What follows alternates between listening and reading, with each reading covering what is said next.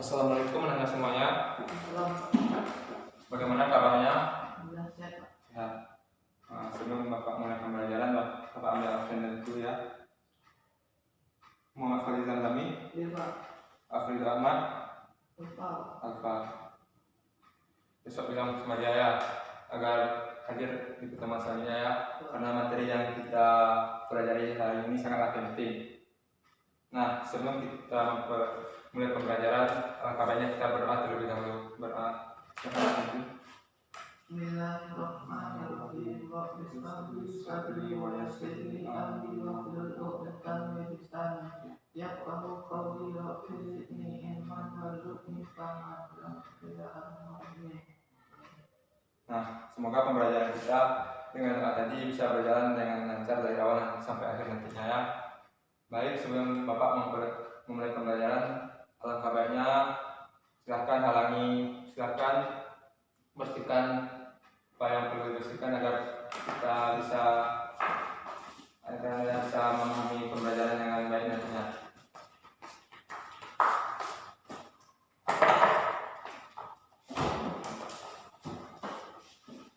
Nah, minggu lalu kita telah belajar tentang jihad di dalam Islam. Apakah Anda paham atau masih ada ragu-ragu?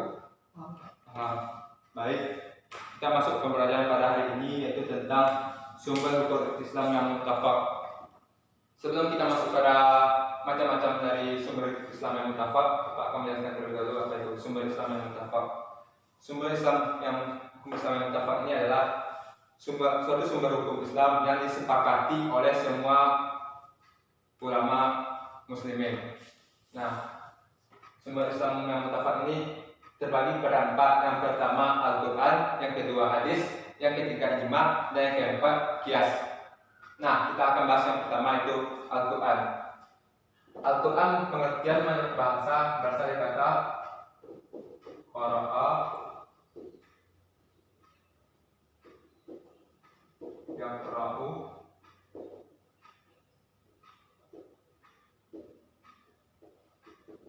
Qur'ana, yang artinya bacaan.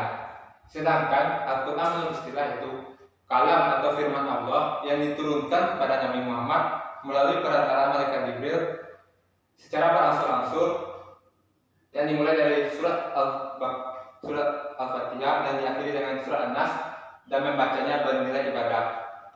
Nah, sampai di sini Anda paham? Paham. Baik, kita masuk pada poin kedua, yaitu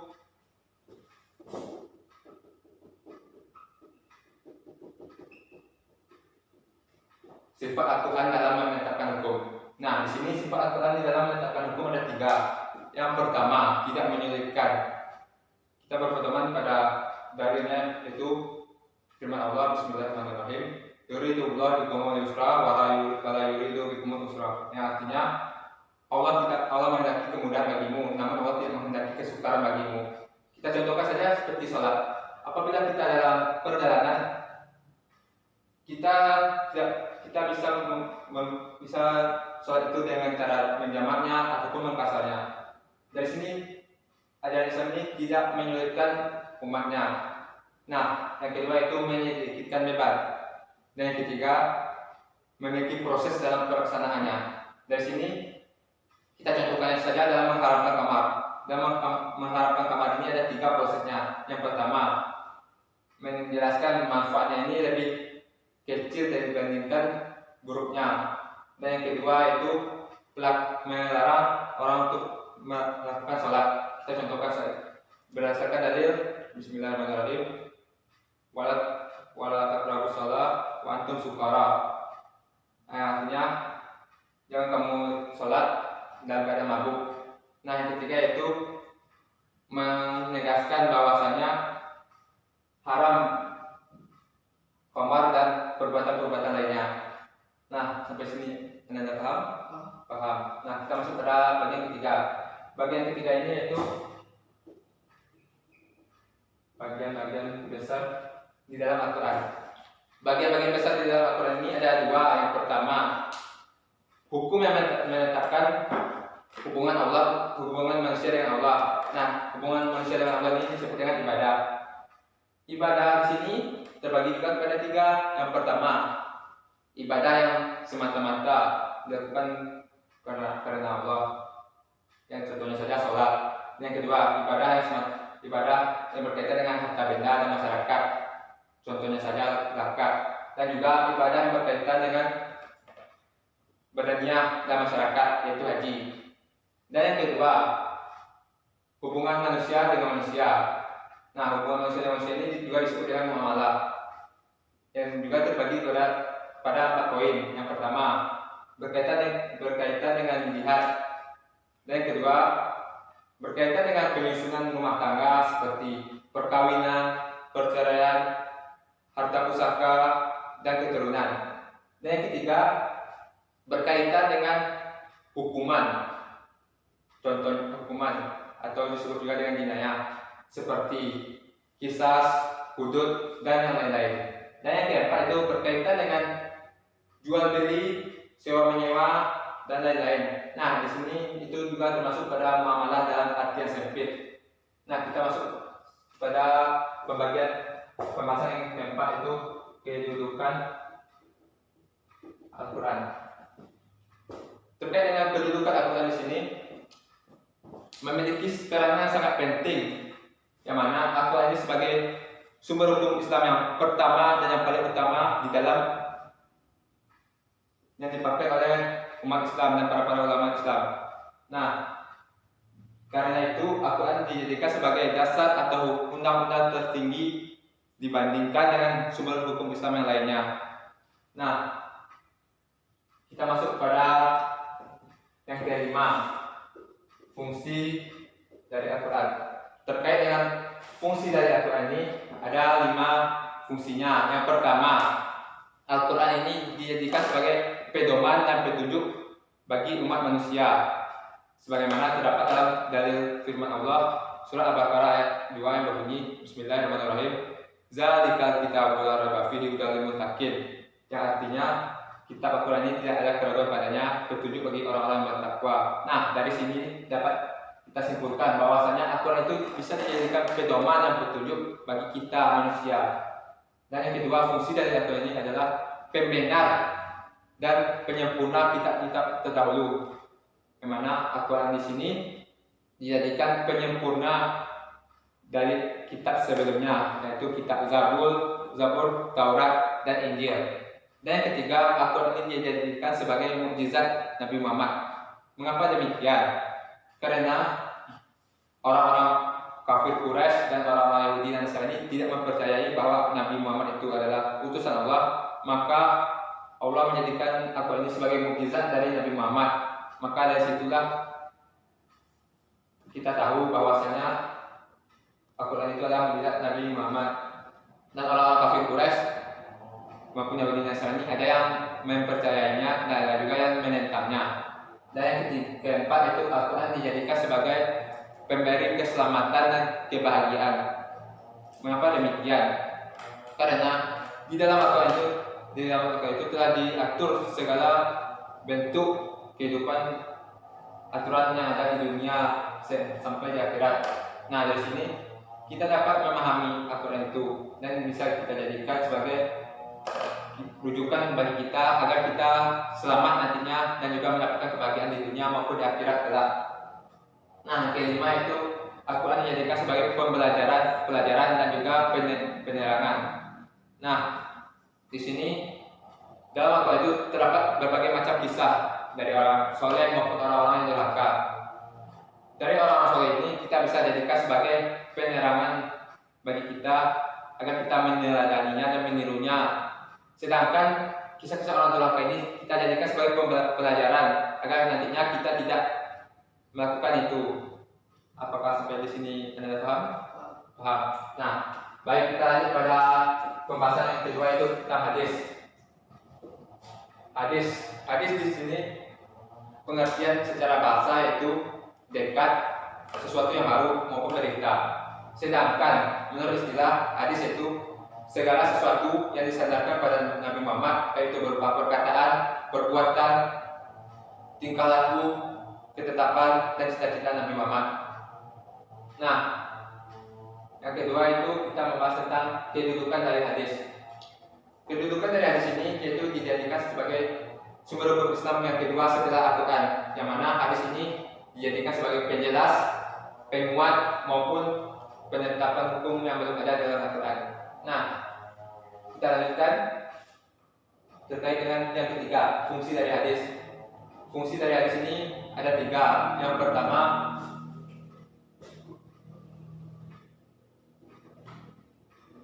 bayan takrir. Bayan takrir di sini yaitu hadis ini dia berfungsi sebagai penguat, atau juga hadis ini, fungsi hadis ini disebut juga dengan bayan takir, juga berarti sama, penguat dari apa yang telah dijelaskan dalam Al-Quran. Contohnya saja, kita dalam berpuasa, pasti kita akan dalam Al-Quran dijelaskan Bismillahirrahmanirrahim, Faman syahida minkum syahra falyasumhu, yang artinya barang siapa yang telah melihat bulan maka berpuasalah. Namun di sini juga dikuatkan dengan hadis yang mana hadisnya fusumu liruyatihi wa fa'aftiru liruyatihi, yang artinya berpuasalah kamu ketika melihat bulan dan berbukalah kamu ketika melihatnya. Nah, dari sini telah jelas bahwasanya hadis di sini sebagai penguat apa yang telah dijelaskan di dalam Al-Quran. Nah, kita masuk pada yang kedua, bayan tafsir. Bayan tafsir di sini yang memiliki makna itu, fungsi hadis di sini sebagai penjelas dari apa yang telah dijelaskan dalam Al-Quran, seperti dalam dalil Bismillahirrahmanirrahim, waqimus sholat wa atuz zakat. Kita diperintahkan untuk sholat dan zakat. Namun kita tidak tahu bagaimana tata cara dalam sholat ini. Nah, di sini hadis berfungsi sebagai penjelas. Seperti contohnya, sholu kama ra'aitumuni usolli, yang artinya sholatlah kamu sebagaimana kamu melihat aku sholat. Nah, dari sini telah jelas bahwasanya hadis di sini sebagai penjelas dalam sebagai apa yang dijelaskan dalam Al-Quran. Nah, yang ketiga itu bayan tasrif. Bayan tasrif di sini yaitu menyatakan hukum Al-Quran, menyatakan hukum yang tidak ada nasnya di dalam Al-Quran, seperti contohnya saja menikahi saudara sepersusuan. Nah, itu ditetapkan di dalam hadis. Nah, sampai di sini apakah ada pertanyaan? Ya, Pak. Baik, silakan. Ada pertanyaan?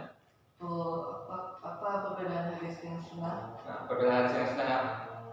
Perbedaan hadis dengan sunnah ini memiliki makna yang sama, namun terdapat perbedaan sedikit saja antara hadis dan sunnah. Hadis ini yaitu segala sesuatu yang disandarkan kepada Nabi Muhammad, baik itu berupa perkataan, perbuatan, dan tingkah laku maupun ketetapan yang dicita-citai beliau. Sedangkan sunnah ini segala sesuatu yang dilakukan oleh Nabi dan juga dalam kehidupannya sehari-hari. Nah, spesifiknya apa? Baik, kita masuk pada yang ketiga ya, ijma. Ijma secara bahasa berarti kesepakatan. Sedangkan menurut istilah itu suatu kesepakatan yang dilakukan oleh para mujtahid maupun para ulama Islam dalam menetapkan sumber hukum yang tidak ada nasnya di dalam Al-Quran maupun dalam hadis. Nah, kita masuk pada yang kedua, yaitu rukun dari ijma. Di sini ada yang tahu apa rukun dari ijma? Nah, silakan Anda. Adapun rukun ijma dalam definisi di atas adalah adanya kesepakatan para mujtahid dalam suatu masa atas hukum syarak. Kesepakatan itu dapat dikelompokkan menjadi 4 hal. 1. Tidak cukup ijma dikeluarkan oleh seseorang mujtahid apabila keberadaannya seorang saja di suatu masa, karena kesepakatan dilakukan lebih dari 1 orang. Pendapatnya disepakati antara satu dengan yang lain. Kedua, adanya kesepakatan sesama para mujtahid atas hukum syarak dalam suatu masalah.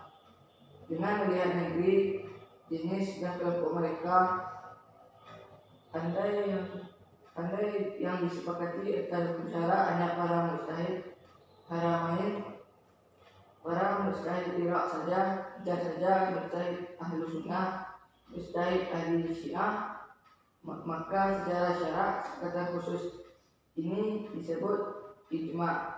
Karena ijma tidak terbentuk kecuali dengan kesepakatan umum dari seluruh mujtahid di dunia Islam dan suatu masa. Yang ketiga, hendaknya kesepakatan mereka dimulai setiap terpendapat salah seorang mereka dengan pendapat yang jelas, apakah dengan dalam bentuk perkataan, fatwa atau perbuatan. Yang terakhir, kesepakatan itu terwujudkan atas hukum kepada semua para mujtahid. Jika sebagian besar mereka sepakat, maka tidak membatalkan kesepakatan yang banyak secara. Bagus sekali ya Anda. Mungkin sudah cukup jelas bahwa rukun tentang ijma. Nah, kita masuk pada yang ketiga, itu macam-macam dari ijma. Terkait dari macam-macam dari ijma ini ada pembagiannya ada 3. Yang pertama, ijma dari segi terjadinya. Dari segi terjadinya ini ada 2, yaitu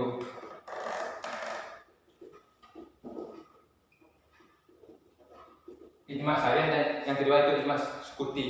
Ijma syariah di sini itu berarti suatu kesepakatan yang disepakati semua para mujtahid dengan jelas dan tegas dalam menetapkan suatu hukum masalah. Sedangkan ijma sukuti di sini sebagian para mujtahid menetapkan hukum dengan jelas dan tegas, namun sebagian lagi diam dan tidak bereaksi terhadap suatu hukum masalah.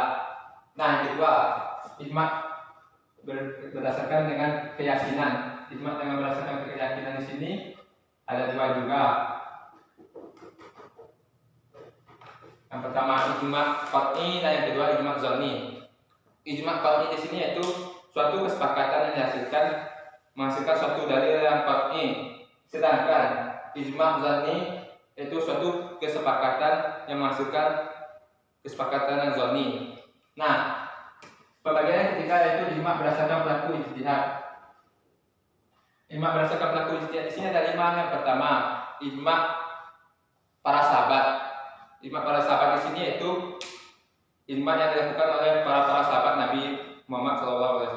Yang kedua itu ijma sahabi khulafaur rasyidin. Ijma khulafaur rasyidin ini yaitu ijma yang dilakukan oleh khalifah yang 4, Abu Bakar, Umar bin Khattab, Utsman bin Affan dan Ali bin Abi Thalib. Nah, yang keempat itu ijma Syafi'i. Yang ketiga itu ijma Syafi'i. Ijma Syafi'i itu ijma yang dilakukan oleh Abu Bakar dan Umar bin Khattab. Nah, yang keempat itu ijma yang dilakukan oleh ahli Madinah, itu oleh ulama-ulama Madinah. Nah, yang kelima ijma yang dilakukan oleh ahli Kufah, yang dilakukan oleh para ulama Kufah. Nah, seperti ini ada pertanyaan atau yang paham? Paham. Nah, kita lanjut pada pembahasan yang keempat yaitu kias. Kias menurut bahasa pengertian kias itu berarti membandingkan, menyamakan maupun menganalogikan. Sedangkan kias menurut istilah yaitu membandingkan hukum yang belum ada kesepakatannya di dalam Al-Quran dan hadis dengan cara menyamakannya dengan dengan ilat yang ada di dalam Al-Quran. Nah, di sini ada rukun kias. Rukun kias ini ada 4. Yang pertama asal. Asal di sini yaitu sesuatu yang terdapat di dalam nas atau Al-Quran. Dan yang kedua itu far'u. Far'u ini adalah sesuatu yang tidak ada di dalam nas. Yang ketiga itu hukum asal. Hukum asal di sini adalah hukum syar'i yang terdapat di dalam nas. Dan yang keempat itu ilah ini adalah sifat yang didasarkan kepada hukum asal. Nah, kita masuk pada pembagian yang ketiga yaitu macam-macam dari kias. Macam-macam dari kias di sini yaitu ada 3. Yang pertama kias aulawi. Kias aulawi di sini yaitu kias yang mana kias ini furu'nya ini lebih kuat dibanding hukum asal dari asalnya kita contohkan. Terdapat dalam Quran Bismillahirrahmanirrahim.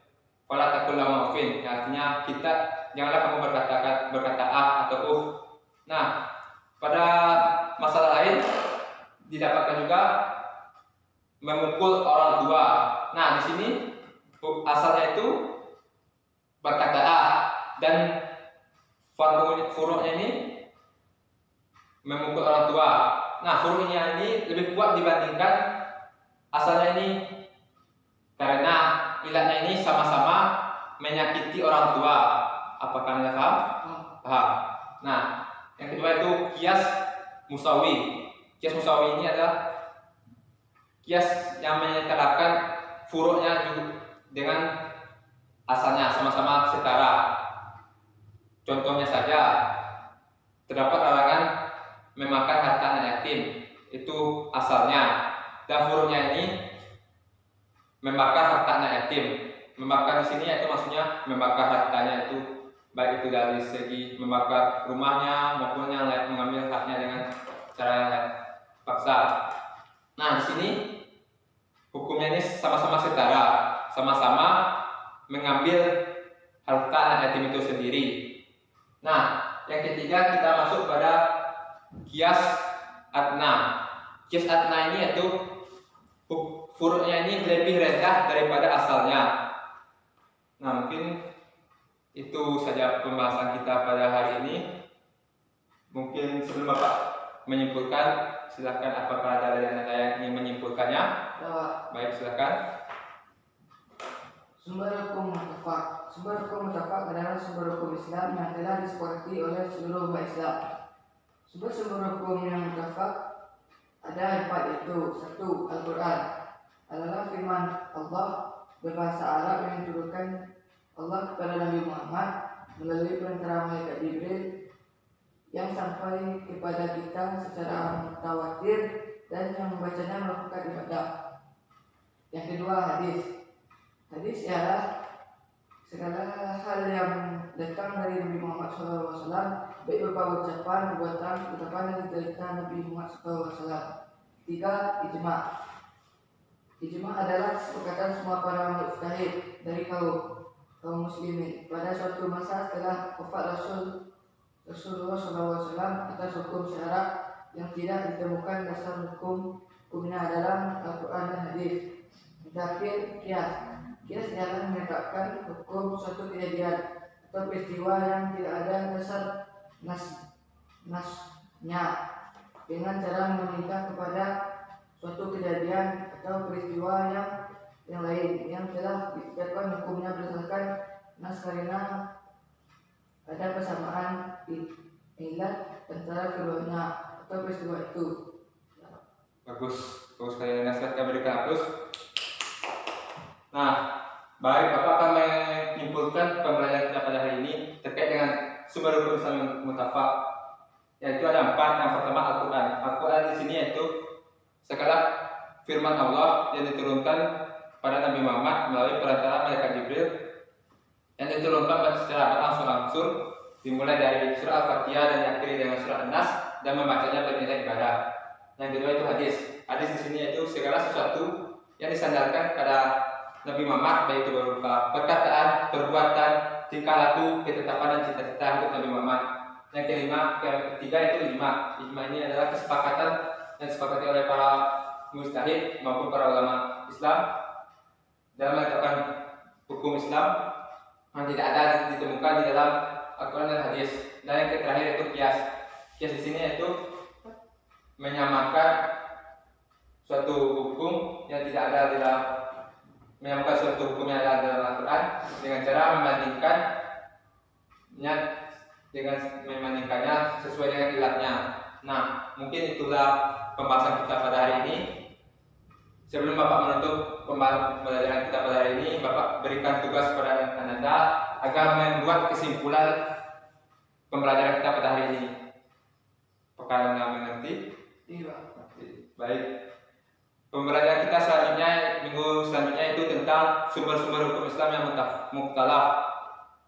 Sebaiknya Anda belajar di rumah agar minggu besok kita bisa mempelajarinya dengan semaksimal mungkin ya. Baik, itulah pembelajaran kita pada hari ini. Bapak sudahi dengan alhamdulillahirabbil alamin. Assalamualaikum warahmatullahi wabarakatuh.